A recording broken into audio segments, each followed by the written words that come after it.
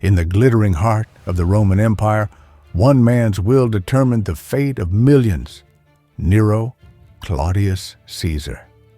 History remembers him as both patron of the arts and tyrant of excess, a man who fancied himself a poet, an actor, and even a god. Yet, beneath the performances and pageantry lay a soul that craved adoration, feared abandonment, and reshaped reality to fit his darkest longings. At the center of this disturbing tale stands a boy named Sporus, whose life would be forever bound to Nero's grief. It began with Poppaea Sabina, Nero's wife, a woman of rare beauty and ambition who wielded enormous influence over the emperor. Their relationship was intense, volatile, and perhaps fatally fragile. Ancient sources whisper that in a fit of rage, Nero kicked Poppaea while she was pregnant, killing both mother and child. Others suggest she simply died from illness, but Nero's guilt, or perhaps his obsession, was undeniable. He was left with an emptiness he could not bear, and from that emptiness grew an idea as chilling as it was bizarre. Sporus, a young boy of striking resemblance to Poppaea, became the focus of the emperor's unrelenting gaze. To Nero, this boy was no longer a person with his own life, his own future. He was clay to be molded, a vessel into which Poppaea could be reborn.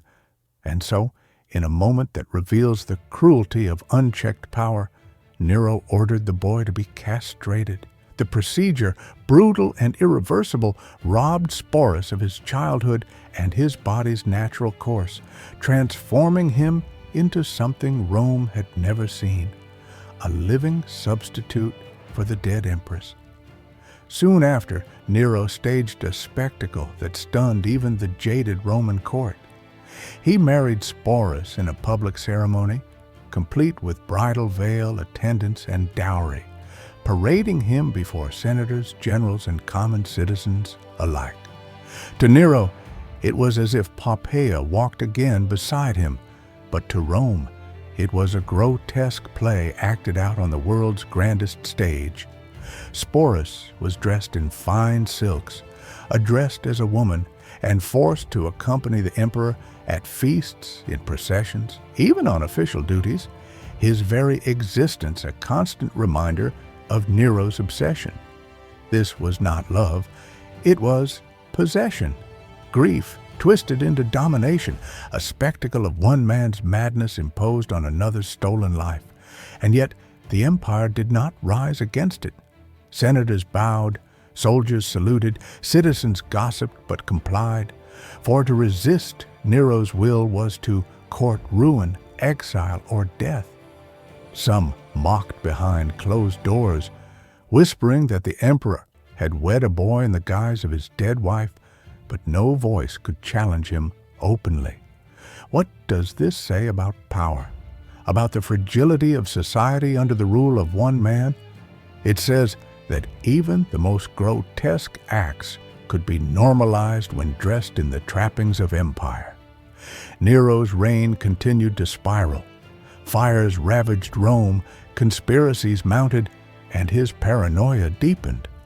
But Sporus remained, carried along in the emperor's train, a silent emblem of what happens when grief becomes tyranny. And Sporus's story did not end with Nero. After the emperor's fall and death, other rulers, recognizing his symbolic power, took Sporus as their own companion, parading him as the empress of a ghost who would not die. His life, from beginning to end, was never truly his. It was defined by the needs, desires, and delusions of the men who controlled him. When we look back, the name Sporus is not just a footnote in the annals of Rome, but a mirror reflecting the darkest edges of human ambition. It forces us to ask, what is the cost of absolute power, not to the ruler who wields it, but to the innocents whose lives are bent and broken in its grip?